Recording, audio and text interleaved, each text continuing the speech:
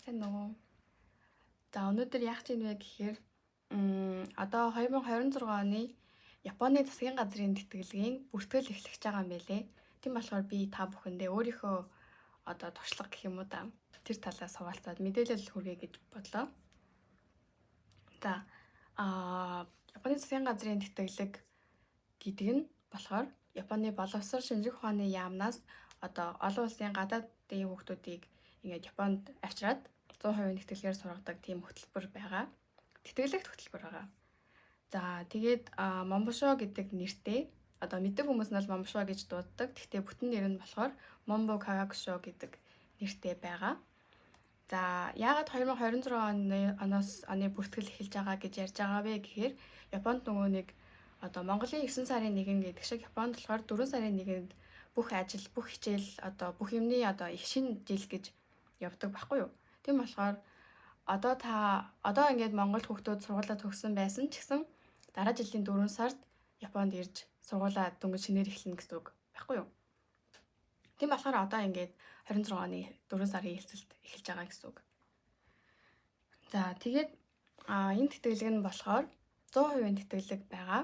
Одоо тэтгэлэг авсан хүн нь энэ хэдэн жил сурахаар нь тэр жилийнх нь бүх одоо төлбөрч гэх юм уу те тэр юмыг хангаж өгдөг сургалтын төлбөрийг нь юу багтдаг вэ гэхээр хамгийн анх удаа Японд ирэх тэгээд тэтгэлгийн хугацаа дуусаад улс руугаа буцах хоёр талын онгоцны тасалбарын мөнгө тэгээд дараа нь болохоор мэдээж сургалтын төлбөрийн 100% хөнгөлөлт 3 дугаарт нь болохоор сар болгоны амжиргааны зардлын мөнгө өгдөг. Амжиргааны зардал нь болохоор нийт улс даяараа бол 117 мянган йенийг одоо өгдөг. Гэхдээ одоо Токио ч юм уу Осака гэдэг тиймэрхүү өртөг өндөртэй том хотуудад хуваарлагдах юм бол 2000-аас 3000 йений нэмэлт одоо өгдөг байхгүй юу? Тэгээ хэрвээ одоо Токиод хуваарлагдсан байх юм бол 120 мянган йений сар болгоны тэтгэлгийг авна гэсэн үг. Энэхүү тэтгэлэгт болохоор яаж хамрагдах боломжтой вэ гэх юм бол Монголд байгаа хүмүүс бол Монгол дахь Японы элчин сайдын яамн дээр бүртгүүлээд тэрнээсээ шалгараад одоо хамрагдах боломжтой. Эсвэл Японы улсын их сургуулиуд руу өөрөө apply хийгээд улсын их сургууль тэнцэх юм бол тэр сургууль нь одоо чамайг Момшоор apply дэж өгдөг байхгүй юу? Тийм сургуулиуд бас байдаг. Байхгүй сургууль бас байж магадгүй. Гэхдээ ер нь ихэнх нь улсын сургуулиуд бол apply ддэг. Тэгээд хэрвээ одоо засгийн газраас зөвшөөрөх юм бол чи шууд их сургуулийн оюутан гэдэг утгаараа тэтгэлэг авчна гэсэн үг. Яг адилхан бидний авж байгаа адилхан мөнгөтэй бас яг адилханаар тэтгэлэгтэй болох боломжтой. За тэгээ би болохоор Монголд байжгаад Монголын Японы элчин дээр яг шалгагдаж ирсэн болохоор тэр талаараа илүү ярий. Тэгээ дээрэс нь бичлэгээ хөвчлэн 12 дугаар ангиад төгсөж байгаа Япон явмаар байгаа бас дээрэс нь их сургуулийн 1-2 дугаар курсын хүмүүст зориулж байгаа болохоор тэр талаар нь илүү анхаарч чухалчилж яриа гэж бодлоо. За 12 дугаар ангиад төгссөн хүүхдүүд бол энэ тэтгэлэгт 3 өөр төрлөөр хамрагдах боломжтой. За хамгийн нэгдүгээрт болохоор их сургуулийн үндсэн оюутан. Их сургуулийн үндсэн оюутан нь болохоор Японд нийтдээ 5 жил сурна. Эхний 1 жил хэлний бэлтгэл, тэгээд 4 жилдээ их сургуульдаа сураад бакалаврын дипломтой төгснө гэсэн үг. За тэгээд яг байгалийн ухаан уу, нийгмийн ухаан уу гэдгээсээ хамаарат бас ямар хичээлээр шалгалт өгөх нь өөрчлөгддөг. За хэрвээ байгалийн ухаан дундаа физик суурьтай мэргэжил сонгосон бол өгөх шалгалтууд нь болохоор мат, хим, физик хамгийн эхлээд энэ 3 шалгалтыг өгнө. Тэгээд эндээ тэнцэх юм бол дараа нь англи хэл, япон хэл гэсэн 2 шалгалтаа өгнө. За хэрвээ биологи суурьтай эмч ч юм уу тэр одоо талын мэргэжил сонгосон бол мат, хим, биологи 3-аа өгөөд тэнцэх юм бол дараа нь англи хэл, япон хэлийг өгнө. За хэрвээ нийгмийн ухааны чиглэлийн мэргэжилтэй болох жоо бол хамгийн эхлээд мат өгнө. Тэгээд тэнцэх юм бол англи хэл, япон хэл өгнө. Гэсэн ийм ингэж хуваагддаг байгаа. Харт болохоор Косен буюу технологийн коллеж. За технологийн коллеж нь болохоор яадаг вэ гэхээр Японд нийтдээ 4 жил сурна. хамгийн эхний нэг жил бол заавал хэлний бэлтгэлдээ сурна. Тэгээд дараагийн 3 жилдээ косм буюу коллежид сурах байхгүй юу. Тэгээ энэ нь болохоор яагаад уусаа технологийн коллеж учраас хим юм уу физикийн чиглэлийн инженерчлэлийн чиглэлтэй илүү одоо холбоотой мэргэжлүүд байдаг гэсэн үг. За тэгээд шалгалтаа өгөхдөө бас адилхан хим үү физик үү гэдгээ сонгоно. За хэрвээ та физикийн чиглэлийн мэргэжилтэй болох ч байгаа бол мат физик хоёроо өгөөд тэнцэх юм бол дараа нь англи хэл их болоо өгнө. За хэрвээ нийгмийн чиглэлтэй химийн чиглэлтэй химийн инженер ч юм уу болох ч байгаа бол мат химээ өгөөд тэнцэх юм бол англи хэл их болоо өгнө. За шалгалт нь бол иймэрхүү ингэж хуваагдаж шалгалтаа өгдөг байх нэ. За 3 дугаарт нь болохоор мэргэжлийн сургууль. Мэргэжлийн сургууль буюу Сэмон Гакко гэж байгаа. За тэр нь болохоор Японд нийтдээ 3 жил сурна. Хамгийн ихний жил бол хэлний бэлтгэл, тэгээ 2 жил нь тухайн өөрийнхөө сонгосон мэргэжлийн сургуульдаа сурна гэсэн үг. За тэгээд ямар хичээлээр шалгалт өгдөг вэ гэхээр хамгийн эхлээд математик өгөөд тэгээд тэнцэх юм бол англи хэл япон хэл өгнө. За нэг тиймэрхүү. За тэгмэд косен мэргэжлийн сургууль 2 болохоор 4 жил 3 жил ингээд сурч байгаа штеп. Гэхдээ хоёулаа ерөөсөө бакалаврын диплом бол төгсөхдөө авахгүй. Ягаад гэвэл их сургууль сураагүй болохоор. Тэгээд яаж бакалаврын дипломтой болох вэ гэхээр одоо энэ тэтгэлгийн хугацаанд дуусангууд их сургуулийн 3 дугаар курс руу шилжиж орох боломж байдаг. Тэр нь бол гэхдээ одоо тухайн сургуулийнхаа шалгалтыг өгнө. Дахиад одоо тэтгэлгээ авах хүсэлт ч юм уу те шалгалт малгалтад нэлээд өгдөг. Тийм болохоор яг бакалаврын дипломтой болж төгсөх боломж бол байгаа. Гэхдээ нэлээд өрсөлдөөнтэй бас хэцүү. Хэрвээ чадах юм бол их сургуулийн 3 дугаар курс руу элсэж ороод 2 жил сураад тэр 2 жилдээ бас тэтгэлгээ үргэлжлүүлээд тэгээ бакалаврын дипломтой болоод төгснө гэсэн үг. Тэгэх юм бол косм бол нийтдээ 6 жил сурах болно. Мэргэжлийн сургууль болохоор 3 дээр нэмээд 2 жил гэх юм бол нийтдээ 5 жил сурах болж байгаа байх нэ. За тэгээд энэ шалгалтуудын одоо өмнөх оны материалууд байдаг. Тэр нь болохоор Max.JASO гэсэн сайтн дээр past exam papers гэсэн байгаа. Тэр нь болохоор description дээр оруулжээ. Гэхдээ нэмэлтээр бас бэлдэх маш олон аргууд байгаа. Ном ч юм уу тиймэрхүү юм байгаа. За тэгээд яг Японы элчин дээрээ бүртгүүлэхэд яг ямар шат дараалалтай байсан бэ гэдгийг ярив. За энэ жилийн хувьд болохоор 2025 оны 7 сарын 16-наас 7 сарын 19-ний хооронд бичиг баримтын хүлээж авах хугацаа байгаа юм байна. За тэр бичиг баримт дээр юу байх ёстой вэ гэхээр хамгийн эхлээд бол мэдээж application form буюу одоо тэн дээр бол яг таны одоо өөрийн чинь мэдээлэл тэгээд ямар мэргэжил сонгосон, яагаад сонгосон ч юм уу, яагаад Японд дуртай болсон ч юм уу тиймэрхүү асуултууд байдаг. Тэднэрийг бүглэнэ гэсэн үг. За тэгээ 2 дугаарт нь болохоор хэрвээ 12 дугаар анги төгссөн бол 10, 11, 12 буюу ахлах ангийн 3 жилийн дүнгийн тодорхойлолт байх нь.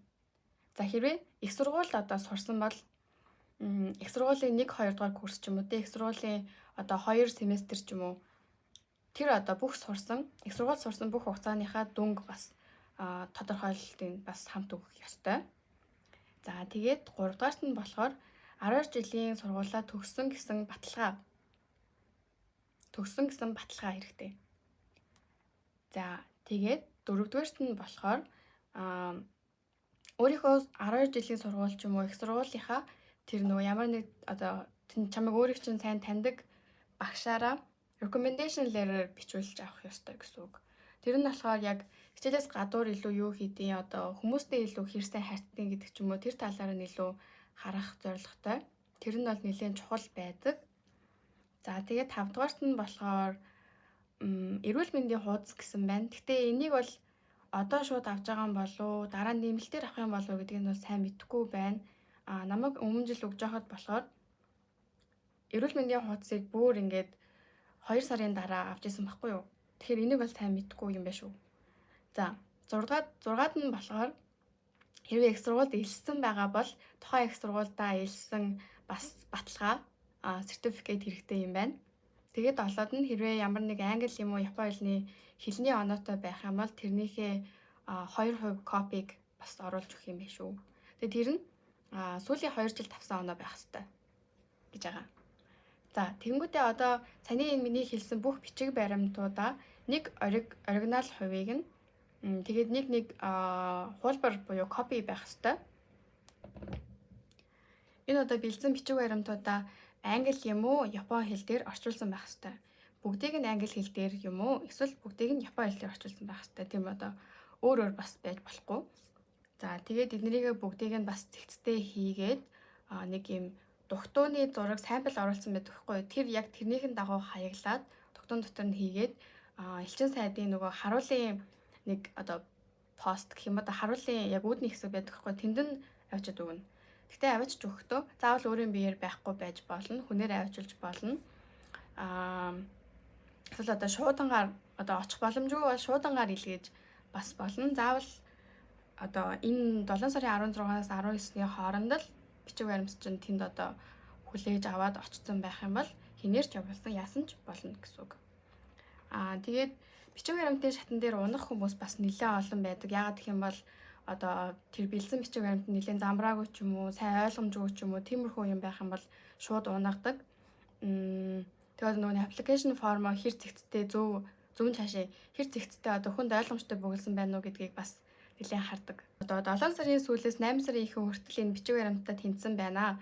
Бичгийн 1-р шалгалт нь тэдэн сарын тэдэн цагт болно шүү. Тэнд ирээрээ тийм авчраарай гэд мэйл ирдэг. Тэгэхээр бас мэйлээ бас байнга сайн шалгаж явах ёстой. За тэгмүүд 8 сарын 9-нд бичгийн 1-р шалгалт болох юм байна. Бичгийн 1-р шалгалт дээрээ юу авах вэ гэхээр Япон болон англи хэлнээс бусад бүх хичээлээ аавна гэсэн үг. Хэрвээ одоо байгалийн ухааны их сургуулиар физикээр өгөх юм бол мат, хим, физик 3-ыг өгнө гэсэн үг байхгүй юу? Тэгээ ер нь бол мат болон сайенсийн талын хичээлүүдээ өгнө гэсэн үг. За тийм байна. За тэгээд хэрвээ одоо бичгийн 1-р шалгалт буюу энэ сайенс мат дээрээ тэмцчих юм бол за нэг 5 хоногийн дараа ч үлээ хариу нэрнэ. Тэгмүүд бичиг баримтаа хэрвээ бичиг баримт болон одоо аппликейшн формо англиар бүгэлсэн бол чи одоо энэ сайенс болон математикийн шалгалтаа англиар өгнө гэсэн үг. Хэрвээ бичиг баримтаа япон хэл дээр бэлдэж өгсөн бол японоор шалгалтуудаа өгөх ёстой гэсэн үг. Тэр нь тэгээ дараа нь ярилцлагын шатан дээр ч гэсэн юу яадаг нөлөөлдөг. За тэгмүүд англи хэл япон хэлнийхээ шалгалтыг болохоор 8 сарын 16-нд өгөх юм байна. Тэнгүүтээ одоо бичиг баримтаа англиар бэлдэж өгсөн юм бол англи хэлний дүн чинь илүү өндөр байх тусмаа чанд боломж их гарч ирнэ гэсэн үг. Гэхдээ япон хэлний дүн бол мэдээж тэг бол ерөөсөө байж болохгүй. Ер нь л тийм байгаа. Би болохоор англи хэлээр бүх юмаа өгсөн. Тэгээд англи хэл ер нь бол япон хэлээс арай сайн байсан байхгүй юу? Тэгээд ер нь бол англи хэлээ би нэг муугаар отоход 80-аас дээшээ бол хийсэн гэж бодож байна. Тэгээд япон хэлээ за нэг 50-тай бол 50%-тай бол 50-аас дээшээ бол хийсэн. Тэгээд ер нь бол гайгүй байсан. За тэгээд англи хэлний шалгалтаа англи хэл япон хэлнийхээ шалгалтыг өгөөд дуусангууд 8 сарын сүүлээр ярилцлагын шалгалт нь болох юм байна. За нэг ярилцлагын шалгалтаас нэг 5 хоногийн өмнө 7 хоногийн өмнө тэр нөгөө юу 2 дугаар шатанда тэнцсэн хэсэг чинь мэйлээр ирчин. Тэгээ ярилцлагын шалгалтандаа тэдэн цагт тэдний өдөр ирээрээ гэд хэлдэг байхгүй юу. Тэгмүүд хэрвээ одоо шалгалтаа англиар өгсөн бол ярилцлагын шалгалт бас англиар авагдана гэсэн үг. Гэтэ яг нь японоор өөрийгөө танилцуулж чаддаг ч юм уу япон хэлтэй байх юм бол маш том давуу тал болно. Гэтэ Монголд бол япон хэлтэй хүмүүс амар олон байдаг болохоор ер нь бол япон хэлтэй сайн байвал зүгээр л дээ. Гэтэ япон хэл сайн биш байсан ч гэсэн зүгээр шүү. Нөгөө нэг ярилцлаган дээрээ монголоор ч гэсэн асуулт асуудаг байхгүй юу? Ер нь одоо англиар ч юм уу японоор чамаас асуулт асуугаад чи тэрийг үнэхээр ингээд яаж игээд хэлж чадахгүй байх юм бол монголоор хариулж болох уу гэж асуугаад тэгээ монголоор хариулах юм бол тэр бас болно. Зүгээр. За тийм байгаа. Ярилцлагын шалгалтандаа тэнцсэн байх юм бол дахиад ярилцлагандаа тэнцсэн байна. Инглээ гэд бас мэйл ирнэ. Тэгэнгүүт одоо 2025 оны 11 сард энэ Японд байгаа боловсрал шинжлэх ухааны яам руу одоо улсууд өөрийнхөө элчингээс тэнцсэн хүүхдүүдийг материалыг нь Японд байгаа засгийн газар руу явуулдаг. Тэгээд тэр хүмүүс нь одоо улс олгоны хүүхдүүдийг хараад шинжилээд одоо оноо моноог ингээ хараад харьцуулаад тэгээ хамгийн дайггүй байгаа хүүхдүүдийг сонгож авдаг байхгүй юу? Гэтэ тэрнэр бол яг биднэрт бол хийж чадах юм байхгүй шүү дээ угаасаа. Тэгээд тэр болж их юм ер нь л Азны л асуудал байдаг. 26 оны 1-ээс 2 сарын хооронд тэнцсэн болон тэнцээгүй бүх хүмүүст хариуг нь уцаар залгаж эхэлээд тэгээд тэнцсэн хүмүүс нь 26 оны 4 сараас Японд ирж сурах нэ. За тэгээд энэ одоо бүх шалгалт бүх одоо шатны тэнцсэн болон тэнцээгүй эсэх хариу бүгдийг нь мэйлээр явуулдаг. Тэнцсэн ч байсан тэнцээгүй ч байсан мэйл заавал явуулна. Тэгээд тэр нь бас нэлээд сэтгэлийн бэлтгэлтэй байх хэрэгтэй шүү хүмүүсээ. За тэгээд өнөөдрийнхөө бичлэгийг бол ингээд дуусгая. Дараагийнхаа бичлэгийг бас хүмүүс ингээд сонирхох юм бол би ингээд бичиг баримтаа яаж бэлдсэн, шалгалтаа яаж бэлдсэн, тактик, тиймэрхүү юм жоохон байгаа хгүй. Тэгээд ярилцлагын шалгалтаа яаж бэлдсэн ч юм уу тиймэрхүү юмнуудаа бас жоохон хуваалцъя гэж бодож байна. Тэгээд хэрвээ сонирхох юм бол комент бичээрэй. Би бүр амар уулаачлаа. Уучлаарай. Манай энд амар халуун байгаа юм шүү. Тэгээ амар бөхчин байгаа юм аа. Тийм болохоор намайг ойлгоорой. За тэгээ бүгдээрээ энэ тэтгэлэгтээ бүртгүүлээд бүгдээрээ тэнцээд Японд ирээрээ. Баярлалаа.